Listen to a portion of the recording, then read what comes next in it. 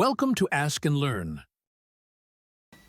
We want to sketch the curve y is equal to 1/5 x to the fifth minus 8/3 x cubed plus 16x. Now, in this chapter, it gives us a laundry list of how we should go about actually graphing a function. So let's go ahead and just follow that list. So the first thing they say is we need to determine what our domain should be. And this is a polynomial, so the domain should be all real numbers. The next thing they say is we should figure out what our intercepts should be. Now, our first intercept, let's go ahead and find the y-intercept. So y-intercept, well, that's when x is equal to 0, and you might notice all of those have x's, so this is going to be y is equal to 0. Next, we can look for our x-intercepts. X-intercepts. So this is when y is equal to 0 now. So at least we found one of them in the last part, since we know our y-intercept is also 0, 0. So we know one of those. So let's go ahead and factor that x out when we do that. So we're going to have, don't want that parenthesis right there. So x 1/5 x to the fourth minus 8/3 x squared plus 16.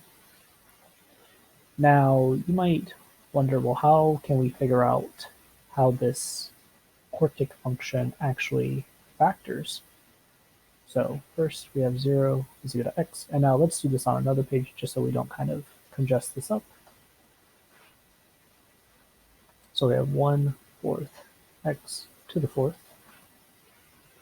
minus 8/3 x squared plus 16. So this here is, oh, that should not be 1/4, this should be 1/5 still. 1/5.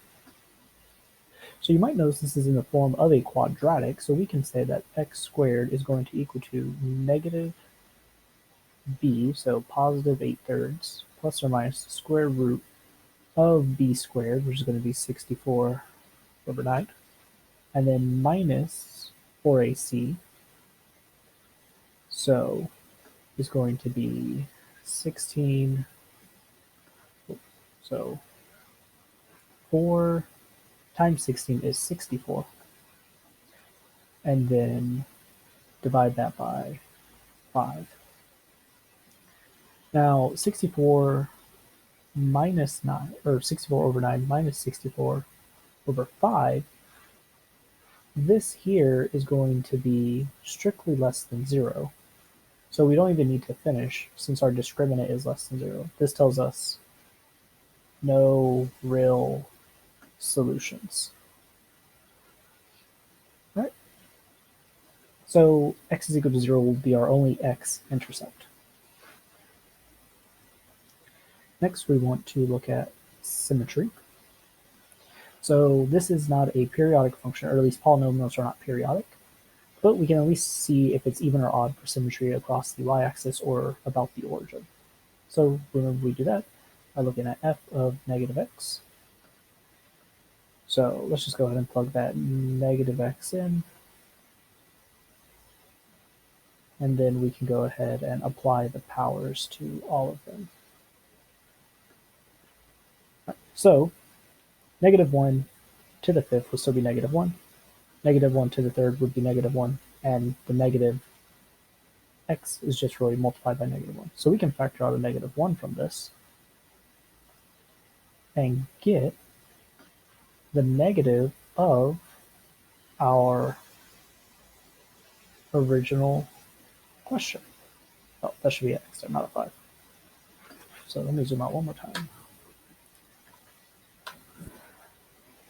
So this is negative f of x, which implies odd function or symmetry about origin. All right, the next thing we should find is our asymptotes. Now, we know polynomials should not have any asymptotes, but we can use the same logic to figure out the end behavior. So limit as x approaches infinity of f of x. Well, this is a odd degree polynomial with a positive leading coefficient, so this is going to go to infinity. And that means as f of x goes to negative infinity, it should go to negative infinity for the same rationale as before.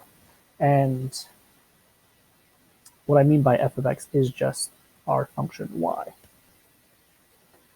The next thing they want to do is to determine where our interval is increasing / decreasing. And I'm just going to go ahead and combine that with step 6, since they go hand in hand, of finding our local maxes and mins. Local max / min. So that tells us we need to find what y prime is, and let's just go ahead and do this on another page so we're not taking up a lot of space here. So y is 1/5 x to the 5th minus 8/3 x cubed plus 16x. Right. So to take the derivative of this, we're going to need to do power rule.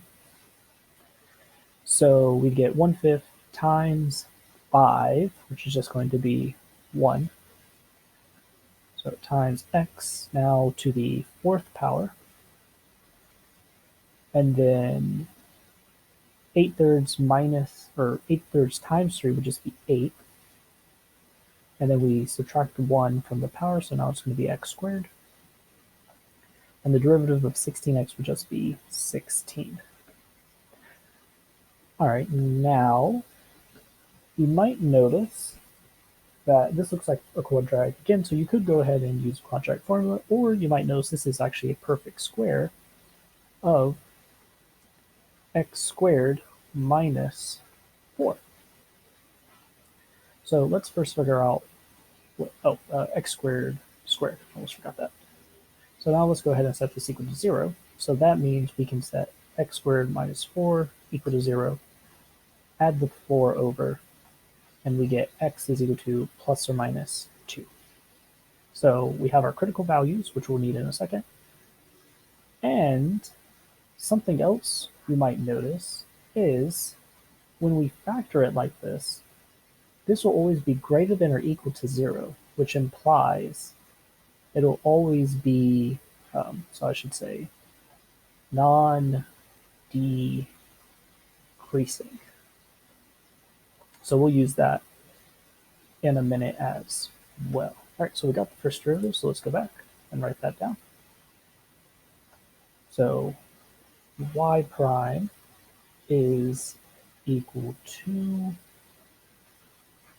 x to the 4th minus 8x squared plus 16. And so, like I was saying, we need to figure out the intervals of increasing, which was where y prime is strictly greater than 0. And if we just go back real quick to look at what we have here, the only places where this will not be the case are plus and minus 2, since this function is always bigger than 0. So the interval for increasing will be negative infinity to negative 2, unioned with negative 2 to 2, unioned with 2 to infinity.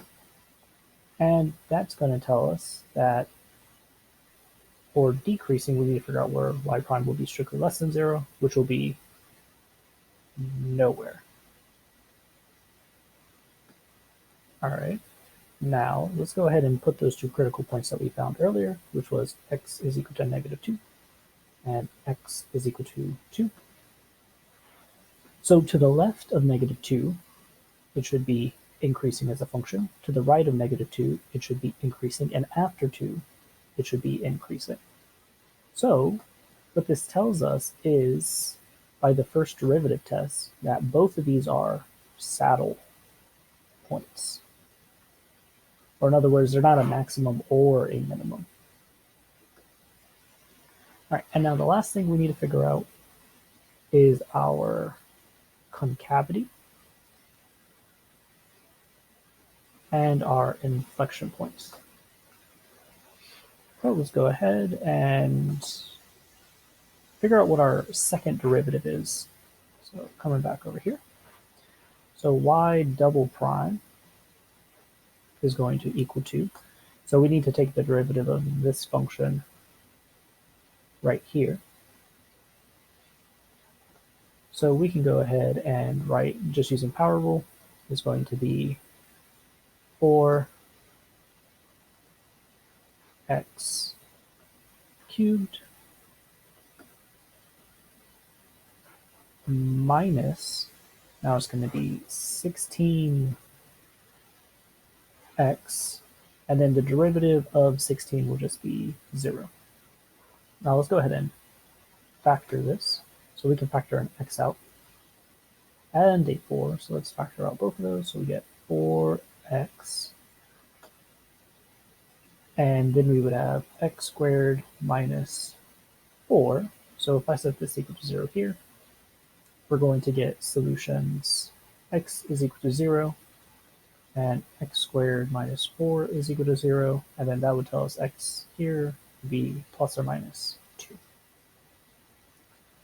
All right, now for concavity, so we found y double prime should be 14x cubed minus 16x.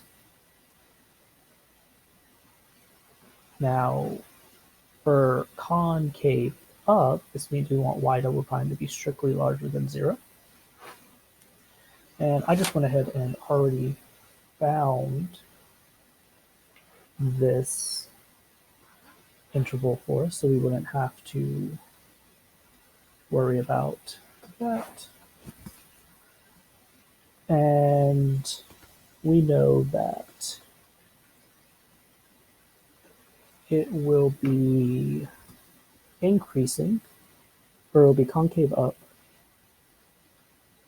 on -2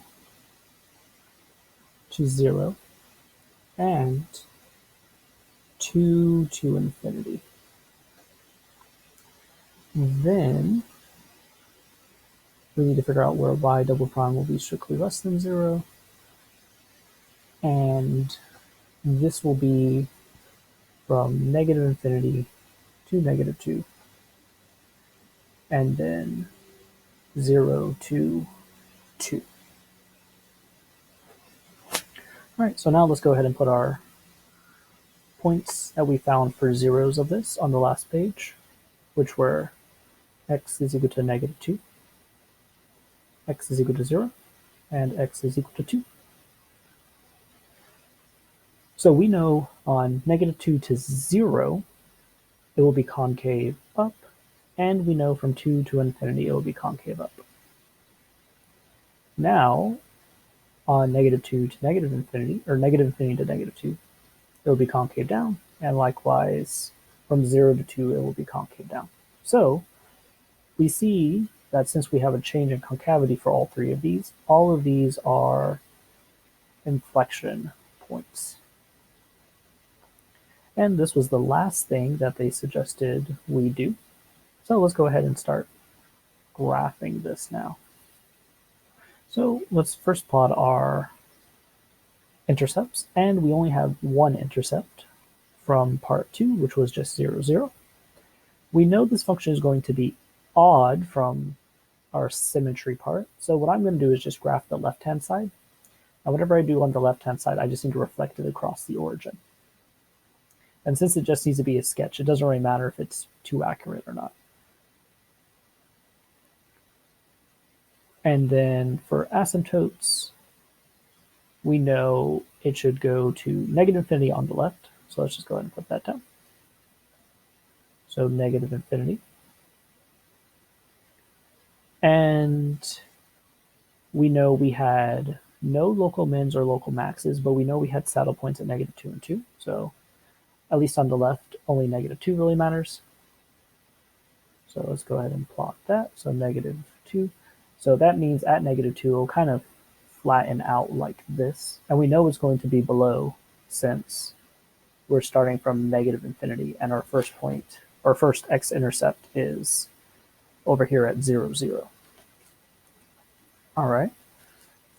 And we have inflection points at -2 and 0. So since we already know where 0, 0 is, we also know that that should kind of flatten out at that point as well.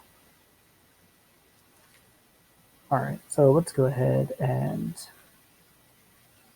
start graphing this. So I start from -infinity, and I'm going to go until I hit my saddle point here at -2.